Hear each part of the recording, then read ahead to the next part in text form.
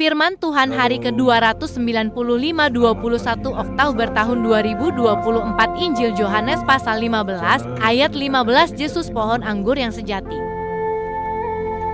Firman Tuhan pada hari ini, hari yang ke-295, tanggal 21 Oktober 2024, dengan perikop Yesus pohon anggur yang sejati. Sebagai ayat inti dikatakan bahwa aku tidak menyebut kamu lagi hamba, sebab hamba tidak tahu apa yang diperbuat oleh tuannya.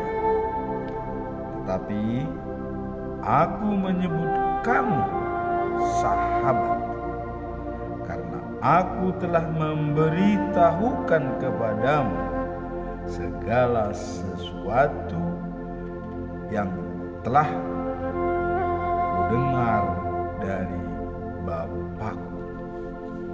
Ayat hari ini. Kemudian dalam bacaan pagi diambil dari kitab Esra pasal 2 ayat 59 sampai dengan 79. Daftar orang-orang Israel yang kembali dari pembuangan Babel. Dan bacaan malam diambil dari Mazmur pasal 29 ayat 1 sampai dengan 2. Dengan perikop adalah pujilah Tuhan dengan pakai baju ibadat. Itulah firman Tuhan pada hari ini. Nah, sebelum kita masuk dalam pembahasan firman Tuhan pada hari ini, saya mengucapkan selamat dan sukses atas pelantikan Presiden Republik Indonesia dan Wakil Presiden Republik Indonesia, Bapak Haji Prabowo Subianto sebagai Presiden Republik Indonesia dan Gibran Raka Buming Raka sebagai Wakil Presiden Republik Indonesia tahun 2024 sampai 2029. Nah, kemudian selamat juga telah melantik Menteri Koordinator dan Menteri hari ini dan juga Jaksa Agung. Diambil sumpahnya jam 10 pagi. Dan kemudian nanti siang akan diambil juga sumpah daripada wakil-wakil menteri. Selamat bertugas dan bravo Indonesia, Tuhan memberkatimu.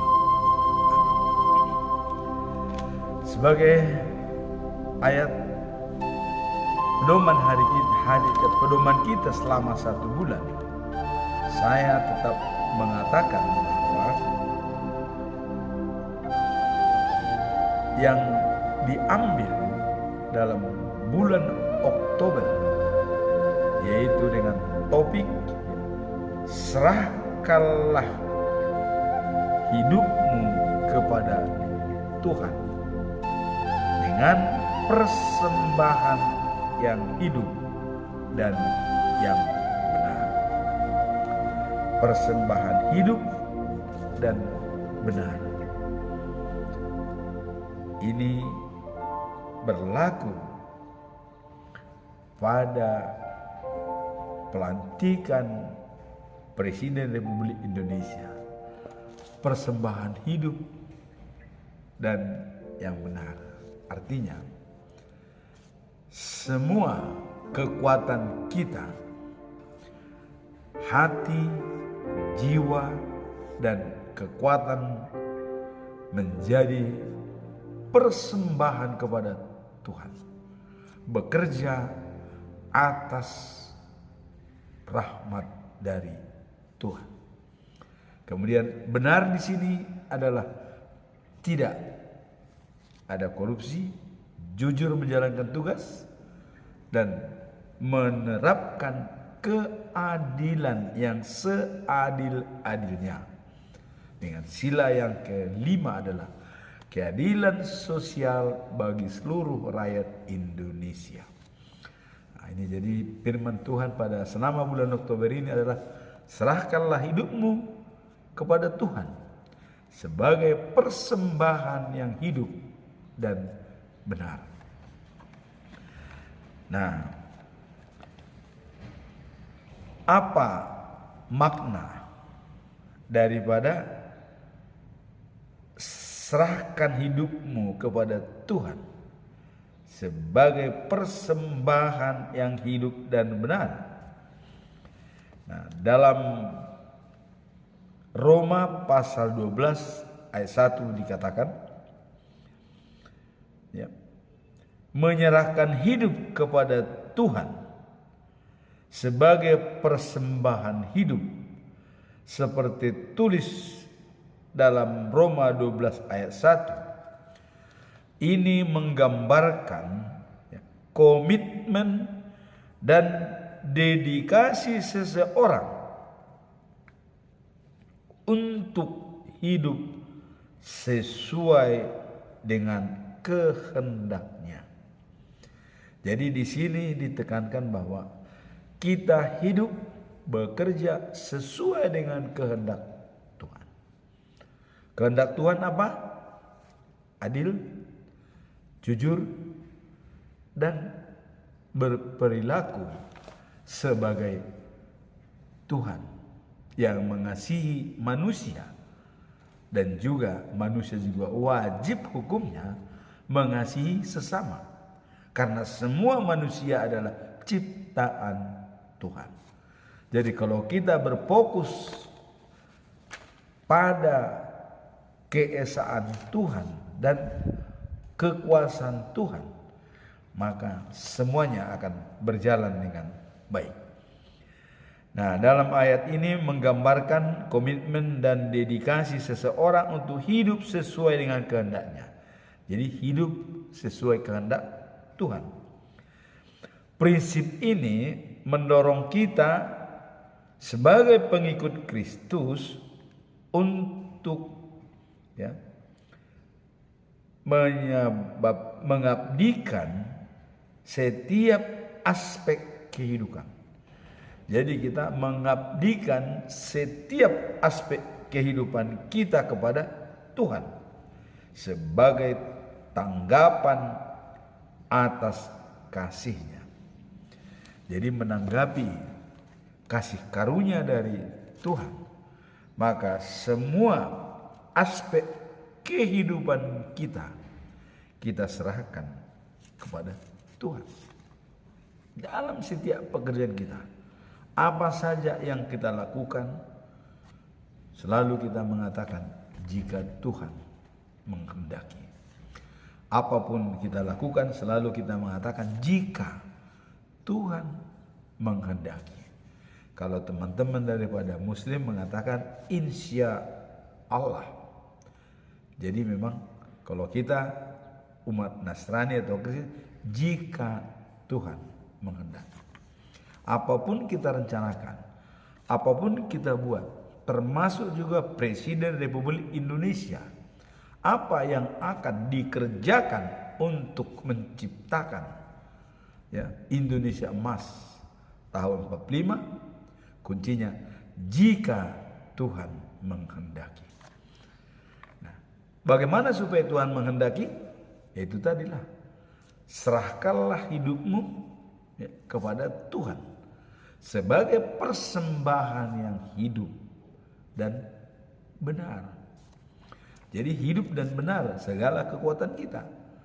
Maka apa yang kita cita-citakan itu, karena ada istilah jika Tuhan menghendaki. Jadi ada kekuasaan absolut dari Tuhan. Maka wajib hukumnya kita memuji dan memuliakan Tuhan. Nah, itulah dalam hal menyerahkan hidup pesan Paulus kepada jemaat yang di Roma, supaya memberikan persembahan yang hidup dan benar segala yang dimilikinya. Nah, kalau kita lanjut misalnya dalam Roma 12 ayat 2, ya, dikatakan selain itu, kita diingatkan untuk tidak menyesuaikan diri dengan pola pikir dunia.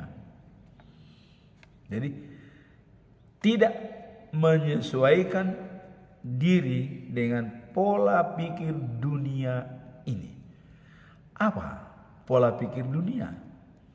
Ya, dunia hawa nafsu, kekuasaan, ya, keserakahan, dengki, ya. Itu dunia.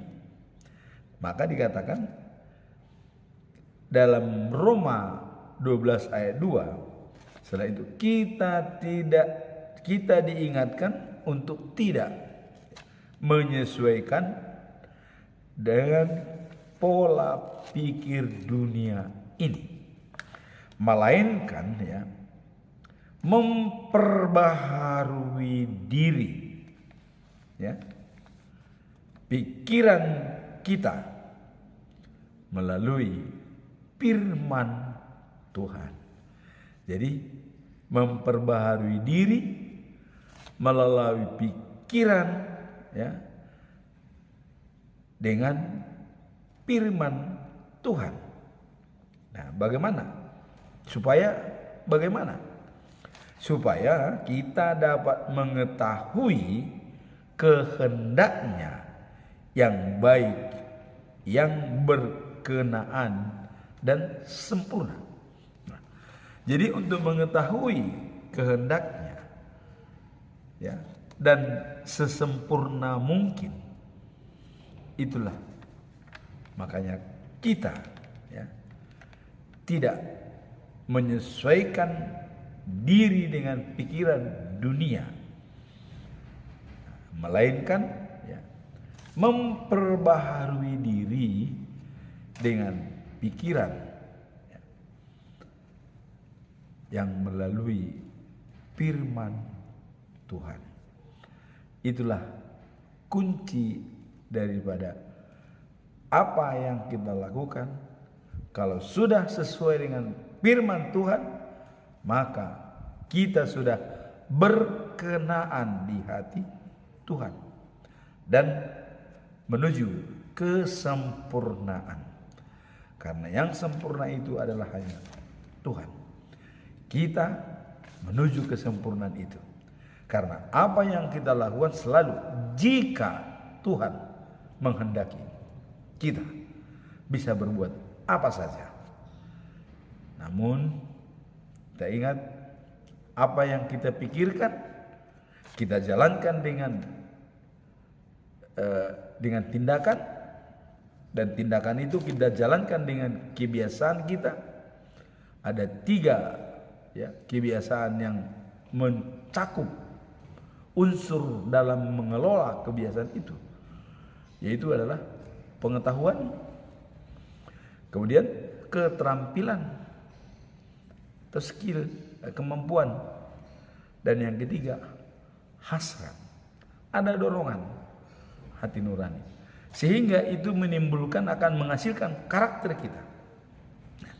Jadi karakter kita dipenuhi dengan 3 unsur tersebut: pengetahuan, ya, kemampuan, dan hasrat, keinginan kita.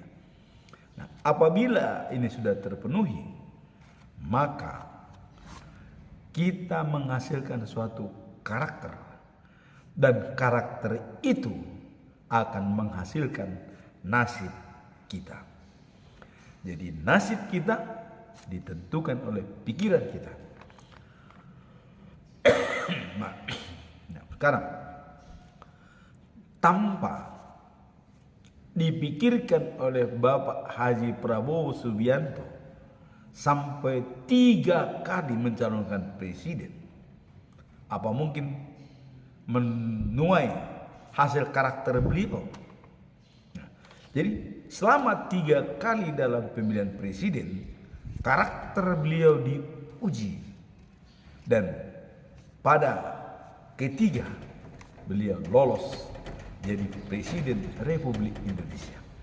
Inilah yang benar-benar yang dikatakan Stephen Covey, tanam pikiran, petik tindakan, tanam tindakan, petik kebiasaan, tanam kebiasaan, petik karakter, tanam karakter, petik nasib. Pada saat Bapak Presiden Republik Indonesia Pak Prabowo memikirkan ingin jadi presiden, begitu itu dipikirkan, dilakukan dengan tindakan, dimainkan dengan kebiasaan, dan menggunakan karakter. Apa karakter itu? Cepat recover. Ya.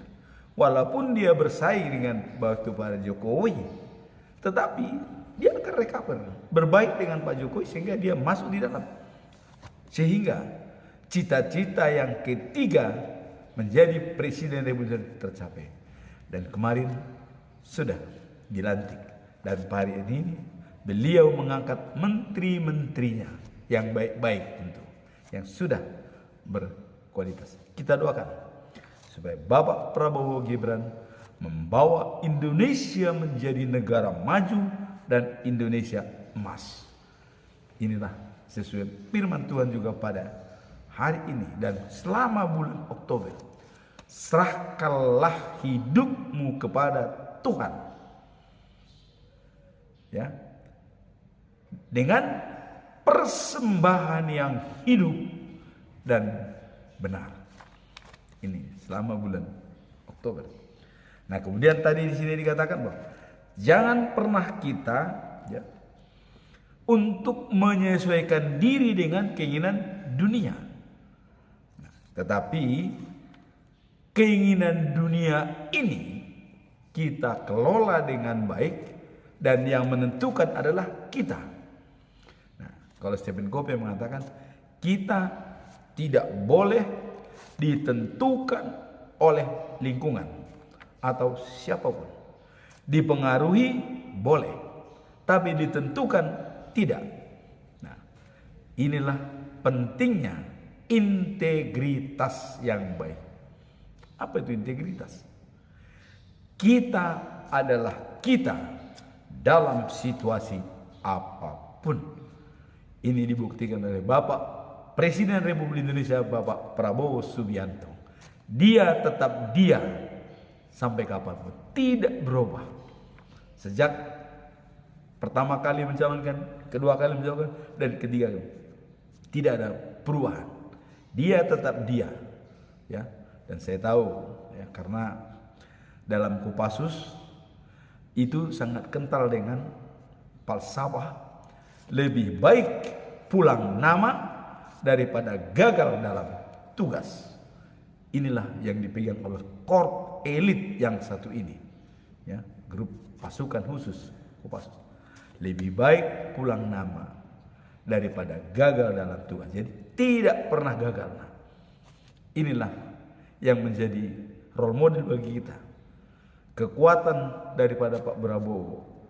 Lebih baik pulang nama daripada gagal dalam tugas. 3 kali mencalonkan presiden, sekarang telah berhasil. Bravo buat Bapak Prabowo Subianto sebagai Presiden Republik Indonesia yang ke-8. Nah, jadi dalam hal ayat ini juga tadi kita mengatakan bahwa tidak menyesuaikan diri dengan dunia, tapi punya integritas. Kita adalah kita dalam situasi apapun. Boleh dipengaruhi, boleh diberikan pandangan, tapi dalam menentukan kita adalah kita. Saya yakin ini ada pada Bapak Presiden Republik Indonesia Bapak Prabowo Subianto dengan Bapak Gibran Raka Buming Raka. Tidak dipengaruhi lingkungan, tidak dipengaruhi situasi, tetapi mereka tetap mereka dalam situasi apapun sehingga negara kita bisa lebih maju. Nah, kemudian perikop hari ini. Apa perikop hari ini? Nah, perikop hari ini mengatakan bahwa Yesus pohon anggur yang sejati. Nah, pertanyaan bagi kita, apa makna perikop ini dalam Injil Yohanes pasal 15 ayat yang ke-15. Pengikut-pengikut Yesus telah diberitakan, ya, telah diberikan pengetahuan tentang rahasia Allah dan berada dalam hubungan yang lebih intim. Nah, jadi kalau kita lihat nats hari ini, Yesus mengatakan, ya, bahwa kamu tidak lagi disebut sebagai hamba, tetapi disebut sebagai sahabat. Kenapa disebut sebagai sahabat? Karena kalau sahabat, karena Yesus sudah menyampaikan rahasia daripada Allah kepadanya, kepada murid-muridnya, maka mereka tidak lagi dianggap sebagai hamba, tapi sudah sahabat, teman sekerja Allah, karena sudah diberitahukan pengajaran dan semua misteri daripada Allah. Nah, hal ini menunjukkan bahwa hubungan antara Yesus, ya, dan murid-muridnya bukan hanya sebatas hubungan majikan dan hamba, tetapi lebih dalam, yaitu hubungan persahabatan. Dalam bahasa Batak mengatakan, ya, manuk nipea langge hotek-hotek lao marpira. Nah, sirang maraleale lubiat sian namatian ina. Apa artinya? Nah, anak ayam yang berada di dalam tempat, ya, di pialanggi, artinya di dalam tikar, di kungkung, ya.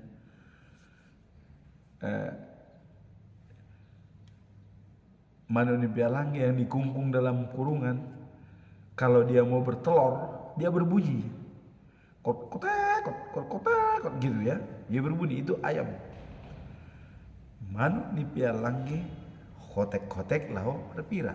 Kalau dia mau bertelur, dia mau ada suara bunyi, maka ibu-ibu di kampung tahu kalau ada ayam berkotek-kotek, wah, pasti ini mau telur. Apalagi kalau telurnya sudah jatuh, dia lebih keras lagi memberitakan itu bahwa dia sudah bertelur. Mau bertelur, dia berbunyi. Setelah dia menelurkan telurnya, dia juga berbunyi. Nah, sehingga gampang dianalisa oleh ibu-ibu. Atau untuk membuat sangkanya pun ada informasi dari ayam. Kalau dia sudah berkotek-kotek, wah, ini pasti datang ibu-ibu dulu, disiapkanlah sangkanya. Itu. Nah, kemudian manu ni pialange hote-hote laumar pira. Nah, kemudian turunannya, kalau sirang maraleale lubian namatean ina. Kalau kita pisah dengan sahabat, itu lebih-lebih daripada kematian seorang ibu. Itulah makanya selalu anak-anak sekolah minggu mengatakan, Yesus sahabatku. Karena sahabat itu mendatangkan kedekatan kita pada seseorang.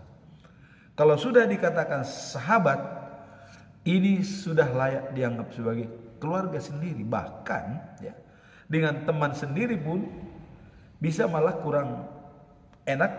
Lebih baik dia berbicara dengan sahabat, karena bisa mencurahkan segala pikirannya yang ada. Tidak ada rahasia lagi yang disimpan. Nah, maka Yesus juga mengatakan, semua rahasia Allah sudah saya berikan kepadamu. maka kamu saya sebut sahabat. Apa rahasia Allah itu? Orang bertanya-tanya, apakah Yesus itu Tuhan atau tidak? Nah, Yesus membongkar rahasia itu. Ya, Yesus. Maka judulnya hari ini, akulah pokok anggur. Dan Allah yang memelihara pokok anggur itu. Dan manusia kita adalah rantingnya. Nah, kalau pokok anggur itu punya ranting, berarti berhubungan dengan batangnya. Dan yang memelihara adalah Allah. Nah, jadi dengan demikian antara sahabat ya dan hamba itu sangat jauh berbeda. Kalau hamba itu adalah boleh dikatakan budak, itu dianggap remeh ya hamba. Nah, makanya dikatakan sahabat.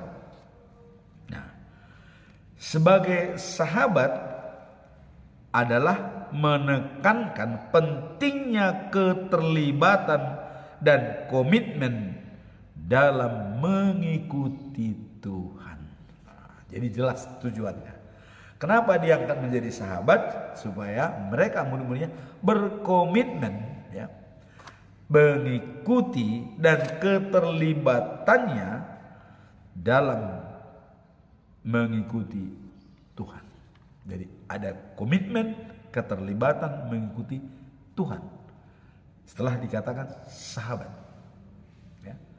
Nah, dan juga karena rahasia Tuhan sudah disampaikan kepada murid-muridnya. Seperti ada pertanyaan daripada Thomas waktu itu ya. Nah, dan Filipus ya. Bapak mau kemana? Nah, karena dia bilang saya akan pergi ke Bapa. Nah, bagaimana jalan kepada Bapa? Kata murid-muridnya ya. Yesus menjawab ya, aku berada di dalam Bapa ya, aku berada di dalam Bapa dan Bapa berada di dalam aku. Terus apalagi yang kita saksikan? Yesus sudah mengatakan kalau dia itu adalah Tuhan. Cuman orang masih belum mengerti kalau Yesus itu sudah mengatakan dia adalah Tuhan. Karena apa yang diketahui Bapa, saya ketahui. Bapa berada dalam diriku, aku berada dalam diri dia. Jadi itu selalu. Nah, kalau kita, Bapa berada dalam diri kita, hanya kita dalam hidup. Setelah kita mati, ya, kita tidak tahu lagi kan di mana kita berada. Itu adalah prerogatif daripada Tuhan. Tapi selama di dunia ini memang napas kita adalah milik Tuhan. Tapi kalau Yesus, dia selama hidup pun sudah mengatakan itu. Begitu dia mati pun bangkit dari ketiga, tetap tidak berubah. Cuman ya, dia wujudnya tetap ada. Cuman manusia ya tidak bisa seperti itu. Tapi bedanya dari wujud sebelumnya, begitu Yesus bangkit dari kuburan, perubahan daripada seperti manusia biasa adalah pada saat dia memasuki sebuah rumah. Kalau wujud manusia sebelum dia dikubur dan belum meninggal, dia masuk mengetuk pintu, masuk lewat pintu. Tapi setelah dia berwujud roh, tapi bisa jalan seperti manusia, seperti sedia kala, dan dia masuk tidak lagi mengetuk pintu. Artinya tembok itu bisa ditembus, bolong, set, masuk. Tapi dalam pengajaran dia tetap bersama dengan murid-muridnya. Selama 40 hari diberikan pendalaman kepada murid-muridnya. Setelah hari ke-40 dia naik ke surga. Nah, kemudian dia menjanjikan Roh Kudus. Hari yang ke-50 diturunkan Roh Kudus sebagai roh penolong. Jadi tetap dalam koridor pengawasan Tuhan. Itulah rahasia yang diberikan oleh Tuhan kepada manusia. Jadi dengan diberikannya rahasia itu, maka kita tidak lagi disebut sebagai hamba, tapi sudah naik menjadi sahabat. Kalau sahabat begitu dekat dengan dia. Itulah makna daripada perikop hari ini Yesus pokok anggur yang sejati. Dan dia mengatakan bahwa semua murid-murid itu adalah merupakan sahabat dia. Nah, kemudian kalau kita lihat dalam pasal 15 ayat 15 ya, murid-murid sebagai sahabat ya. Kemudian kepada murid Yesus ya, karena telah memberikan pengetahuan tentang rahasia Allah. Nah, itu kembali lagi. Nah, kemudian penggunaan istilah sahabat ini mengindikasikan ya. Jadi ada indikasi dengan memakai sahabat bahwa Yesus ingin para murid-muridnya merasa dekat dan terlibat dalam misinya. Jadi tujuan Yesus menyatakan murid-muridnya sebagai sahabat untuk memuluskan misinya yang ke dunia ini, supaya tidak ada lagi canggung tapi sudah jelas. Sebab kalau masih hamba itu masih ada jarak, tapi kalau sudah sahabat itu sangat dekat. Inilah tujuan daripada Yesus. Jadi penggunaan istilah sahabat mengindikasikan bahwa Yesus ingin para murid-murid merasa dekat dan terlibat dalam misinya. Nah, hal ini memungkinkan bahwa ya, ekspresi mereka ya di dalam Kristus, yaitu mengundang mereka untuk berpartisipasi aktif dalam mengorbankan kasih, menyebarkan kasih dan kehendak Allah. Jadi dengan demikian ada tujuan Yesus untuk mereka selalu menyebarkan kasih itu dan menjalankan kehendak Allah. Nah, dengan memilih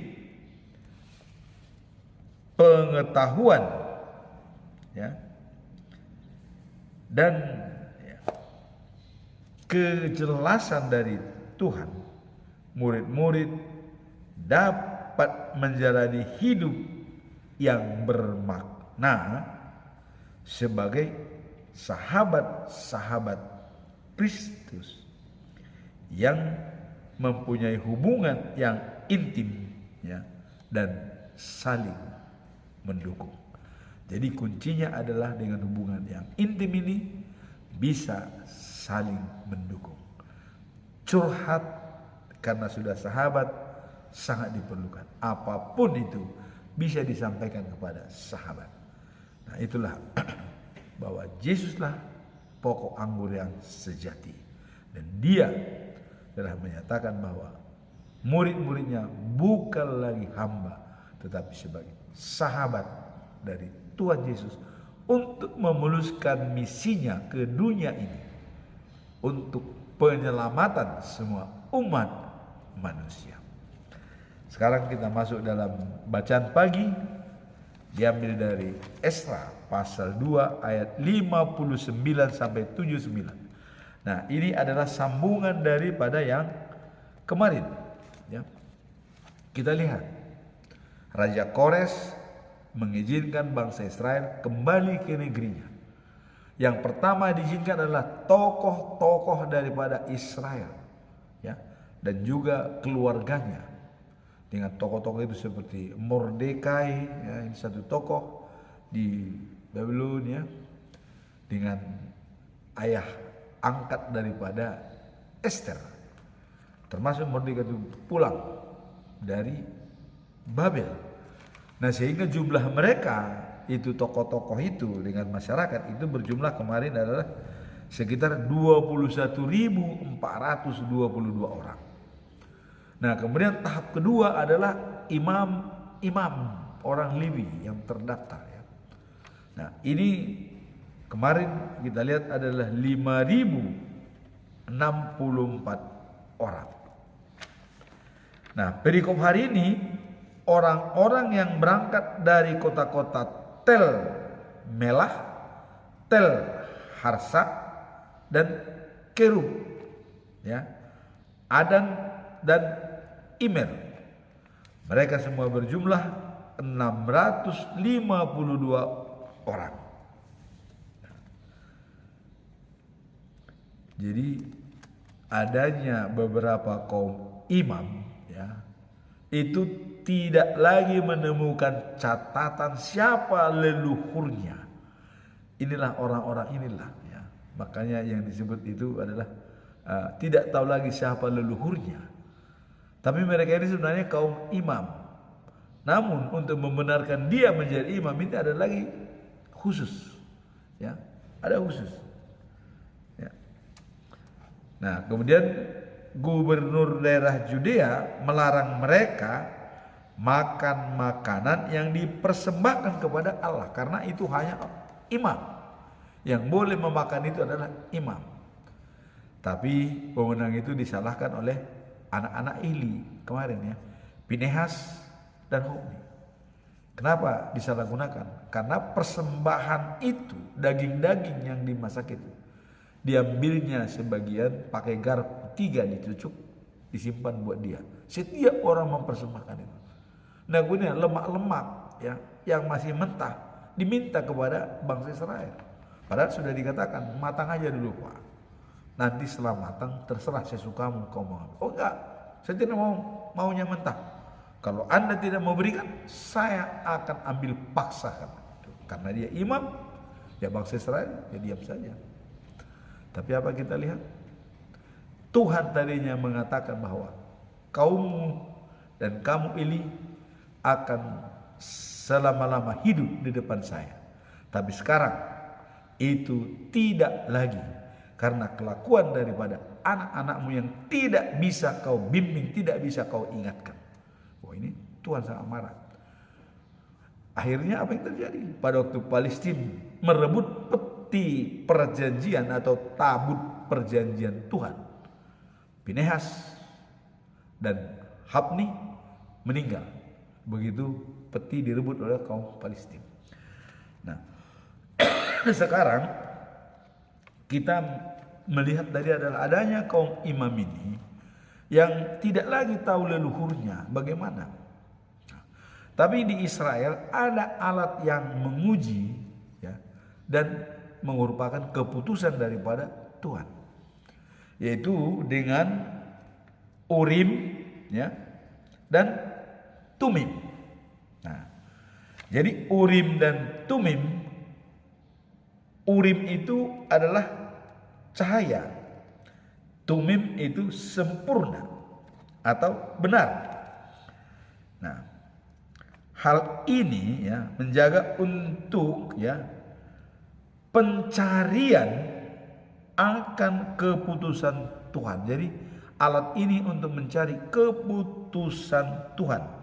Sehingga kedua alat itu, ya, dikatakan pencarian, ya, untuk kebenaran Tuhan dan petunjuk dari Tuhan.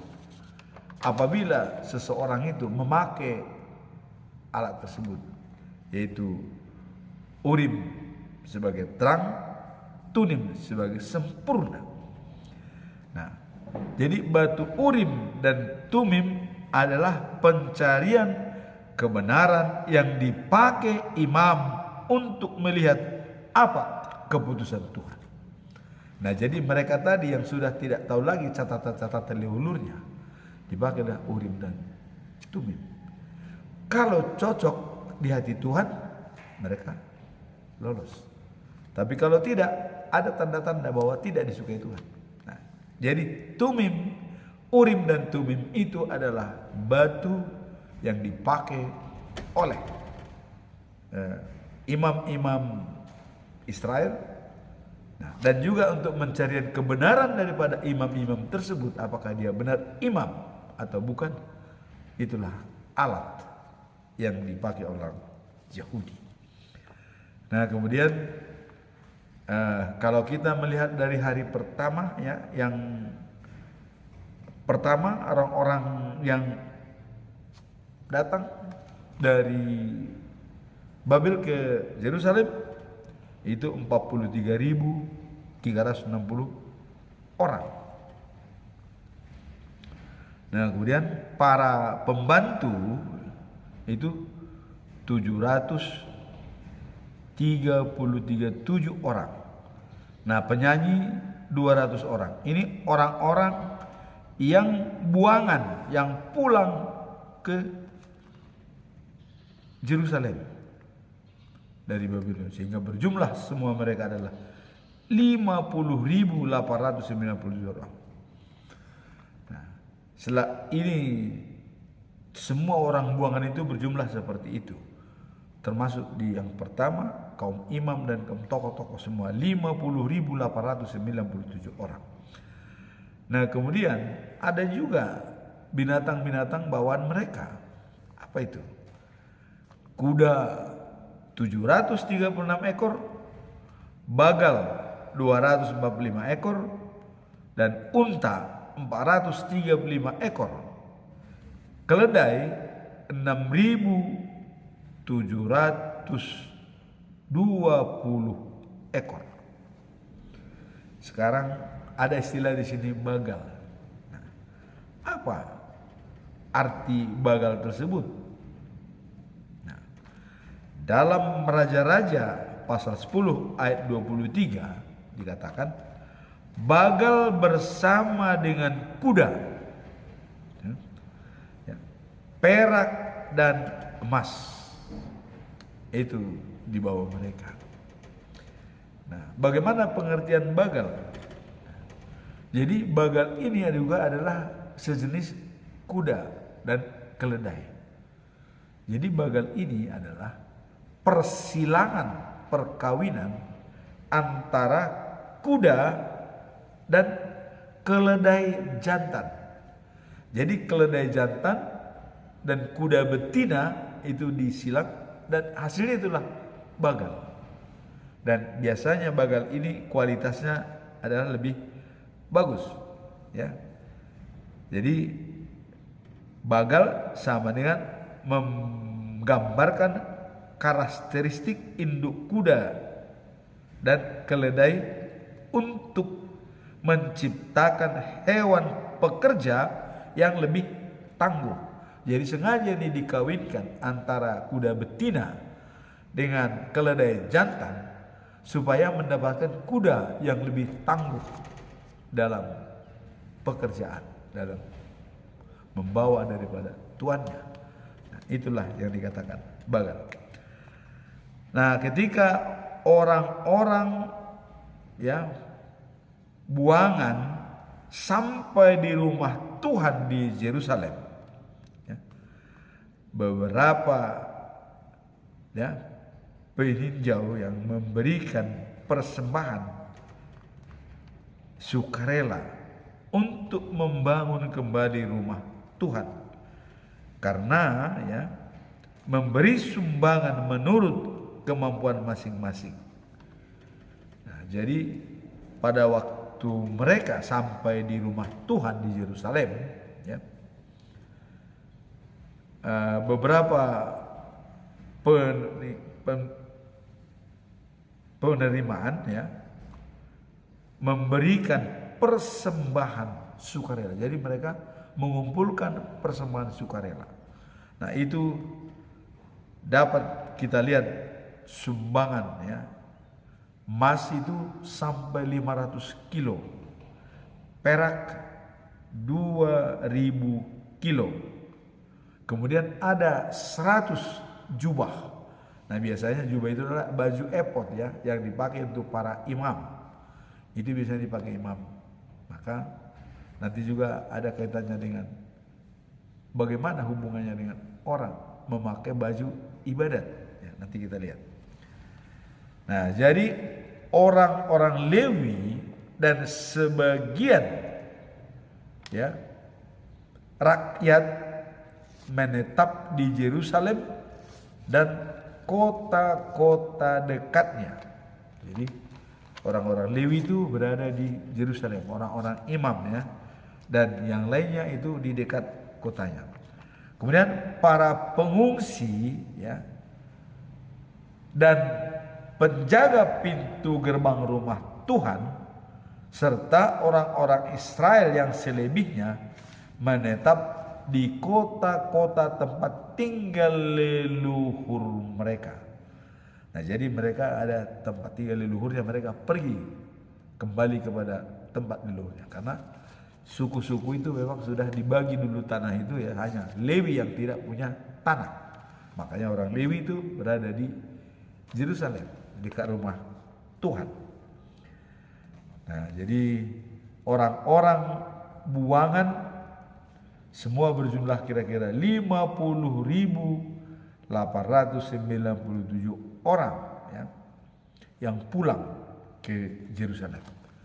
Nah, jadi dengan pulangnya ke Yerusalem, tentu mereka akan membangun bait suci dan mengembalikan marwah daripada Yerusalem adalah rumah Tuhan terbesar di dunia yang dibangun oleh Salomo selama 48 tahun. Coba 48 tahun rumah ibadah dibangun ya. Udah setengah umur manusia ya, 48 tahun coba. Begitu megahnya, begitu hebatnya. Tapi itu bisa runtuh semua. Runtuh. Inilah kuasa Tuhan. Karena Tuhan mau menunjukkan bahwa semegah apapun bangunanmu, kamu tetap bisa tersiksa. Maka pesan Tuhan selalu mengatakan, ikuti pesan saya. Tapi karena bangsa Israel tidak taat pada pesan, maka dibiarkan 70 tahun di Babilonia.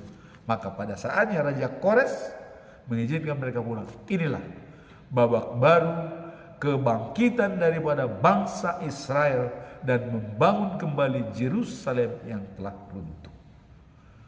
Ini sangat menarik ya. Inilah awal kebangkitan daripada bangsa Israel. Nah, bagaimana dengan saat ini? Saat ini hanya meneruskan. Namun kalau kita lihat anak-anak daripada Israel, kami tetap diam di tanah kami karena hanya itu yang kami punya, kata. Jadi mau kemana kami? Kalaupun dunia misalnya mau menyerang, mengatakan terus, karena mereka adalah pilihan Tuhan, terus kemana kami? Dan sudah dijanjikan Tuhan, maka bangsa Israel tetap ngotot, ini milik kami, kami di sini, kemana lagi kami pergi? Mau kemana? Nah, jadi harusnya orang juga memikir, maka Arab Saudi sangat ramah dengan bangsa Israel, apalagi Mesir. Sudah ada perjanjian Camp David tahun 74. Nah, demikian juga Asyur juga sudah diambil oleh George Bush waktu itu ya. Sehingga kalau nanti tiga ini sudah benar-benar diberkati Tuhan, kedamaian itu akan datang. Karena Tuhan mengatakan dalam Yesaya 19 pasal 19 ayat 24 dikatakan bahwa adalah Asyur ciptaanku, Mesir umatku, dan Israel pilihanku atau pusakaku. Ketiganya ini ku berkati. Jadi Tuhan memberkati ketiganya, baik Asyur atau Irak, Mesir, dan juga Israel. Jadi kalau kita belajar dalam Alkitab, disitulah semua kebenaran firman Tuhan itu, dan disitulah dinubuatkan dan juga dijadikan juga dan kenyataan. Maka janji Tuhan tidak pernah meleset. Kalau Tuhan mengatakan dia akan datang kembali untuk menghukum orang yang hidup dan yang mati, ya kita tinggal tunggu tanggal mainnya ya. Nah, kemudian bacaan malam ya, diambil dari Mazmur 29 ayat 1 sampai 2. Nah, di sini sudah mengatakan, pujilah Tuhan dengan pakaian baju ibadat. Memuji Tuhan dengan pakaian ibadat. Kenapa? Pergi ke gereja tidak boleh pakai sendal, ya, tidak boleh pakai kaos, dan pakailah baju yang bagus. Ya. Kalau kau punya jas, pakai jas, pakai dasi. Karena ya, Dalam hal ini juga tadi dikatakan, pujilah Tuhan dengan pakai baju ibadat. Ini Mazmur.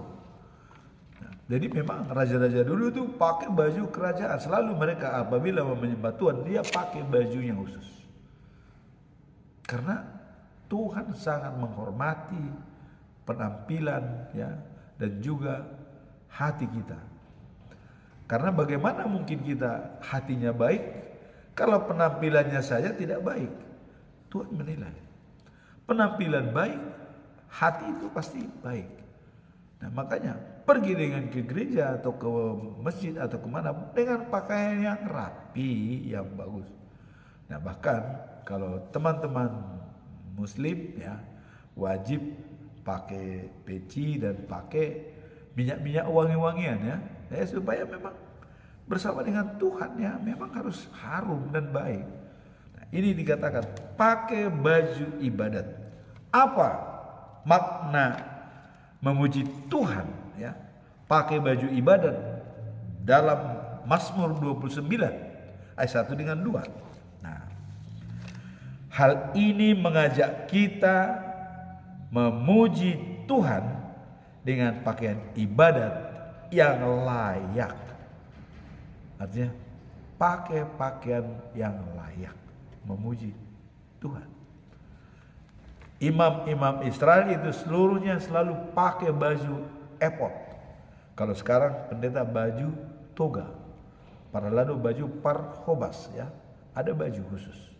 Harus pakai itu. Kalau melayani sebagai imam pakai itu. Ya, misalnya bertugas, siapa bertugas hari ini yang menjadi imam harus pakai pakaian khas. Itulah dikatakan memuji Tuhan harus pakai baju ibadat. Apa makna?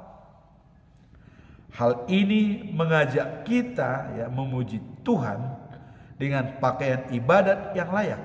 Nah, dalam konteks ini ya, memuji Tuhan ya berarti memberikan penghormatan dan pengakuan akan keagungannya.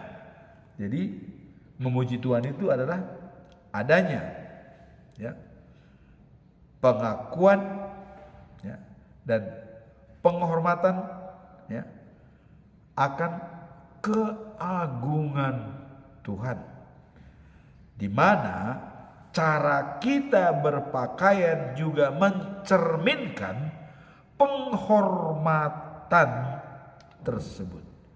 Jadi cara berpakaian pun itu adalah sebagai penghormatan. Ya. Orang misalnya kita mau kedatangan tamu, ya. Tamu dari mana? Oh dari toko ini. Coba. Tadinya kita pakai baju kaos-kaos dan celana pendek. Apakah kita menerima tamu tetap kita pakai baju yang seperti itu? Pakai kaos, celana pendek? Tidak mungkin. Pasti kita pergi ke kamar, pakai baju yang bagus, pakai celana, terima tamu. Manusia saja kita hormati seperti itu, apalagi Tuhan. Tuhan menciptakan manusia. Nah, kalau kita tahu bahwa Tuhan menciptakan manusia, berarti kita harus membuat sama seperti Tuhan, kepada Tuhan, seperti manusia, penghargaan. Ya. Itu contoh soal yang paling konkret, memakai baju ya. Kalau ada tamu kita pasti pergi ke kamar untuk mengganti. Tadinya pakai celana pendek, pakai kaos kutang, kita pasti pakai baju bagus dan pakai celana yang layak. Kepada manusia kita berikan penghormatan, apalagi kepada Tuhan. Inilah inti daripada perikop ini. Pujilah Tuhan dengan pakaian baju ibadat. Nah, dalam Mazmur ini penulis menggambarkan kemuliaan Tuhan dan kuasanya ya, yang tersingkap melalui alam ketika kita mengenakan pakaian ibadat.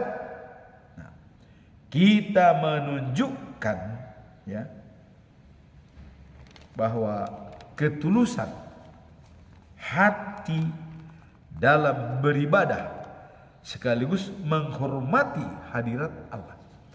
Jadi dengan berpakaian tersebut adanya ketulusan hati dan menghormati Tuhan. Nah, kemudian dalam hal ini segala dengan prinsip dalam 1 Samuel 16 ayat 7 ya, yang menekankan bahwa Tuhan melihat ya hati kita. Ya. Tetapi cara kita berpakaian juga dapat mempengaruhi suasana ibadah. Selain itu, kita seharusnya mengingat bahwa pakaian yang kita pilih untuk beribadah harus mencerminkan rasa hormat, ketaatan, dan pengenalan akan kekudusan Tuhan. Nah, jadi kita harus menjaga kekudusan dan merasa hormat kepada Tuhan. Jadi Mazmur 29 ayat 1 sampai 2 dikatakan, yang hakiki hai anak-anak Allah, ya, pujilah Tuhan dalam kemuliaannya, pujilah Dia dalam kekuatannya yang besar. Ya. Nah, dengan ini menekankan pentingnya Tuhan dengan cara yang sesuai dan layak. Jadi artinya kita wajarlah kita berpakaian rapi menghadap Tuhan. Tamu manusia saja kita sambut dengan baik. Berpakaian pesta pun kita harus. Makanya Tuhan pernah marah, diundang datang ke pesta, tapi tidak berpakaian pesta ditolak. Adanya undang orang-orang yang harus berpakaian pesta. Diundang itu ya berpakaian pesta, menghormati tamu, menghormati yang punya hajat. Kalau kita datang misalnya ke perkawinan, kita pakai sendal jepit dan pakai celana pendek, apa itu baik? Kan tidak menghormati yang mengundang, terutama tidak menghormati Tuhan. Maka semua orang pakai jas, ibu-ibu pakai kebaya, pakai dasi, berpakaian pesta. Itulah kuncinya. Nah, maka dengan demikian, dengan firman hari ini, serahkanlah hidupmu kepada Tuhan sebagai persembahan hidup dan benar. Nah, kemudian tadi dengan diizinkan oleh Raja Kores, Eksodus bangsa Israel, mereka ingin membangun kembali rumah Tuhan yang sudah rontok. Maka mereka membawa emas, perak, ya, dan juga baju toga, ya, baju yang untuk dipakai imam. Mereka bawa. Coba, itu hal-hal kecil tapi diperhatikan oleh bangsa Israel. Kemudian hari ini katakan, pujilah Tuhan dengan pakaian-pakaian yang layak dan pakaian ibadah. Demikianlah firman Tuhan pada ini. Semoga firman Tuhan ini menjadi bekal bagi kita untuk memuji dan memuliakan Tuhan sepanjang hidup kita. Amin. Tuhan memberkati.